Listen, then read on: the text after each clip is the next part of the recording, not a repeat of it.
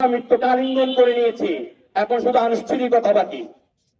আরো স্পষ্ট করে বলতে চাই, যখন মুসা ইসলামের জন্মের সময় ফেরাউন পাগল হয়ে গিয়েছিল প্রত্যেকটা শিশুকে মারার জন্য, সেই ফেরাউনের বংশধররা এখনো পাগল হয়েছে শাহাদাতের জন্য, যারা অষ্টপৃষ্ঠভাবে জড়িত আছে তাদেরকে হত্যা করার জন্য। আমি আপনাদেরকে বলতে চাই, যুগে যুগে হাজার হাজার ফেরাউনকে নমরুদকে মারার জন্য প্রতিটা সময় মুসার জন্ম হয়েছে। হাদি ভাই ছিল জগতের মুসা, আমরা সকলে হাদি ভাইয়ের মতো নিজের জীবন বিসর্জন দিব, তারপর আধিপত্যবাদ আমরা দাঁড়াতে দিব না কখনো।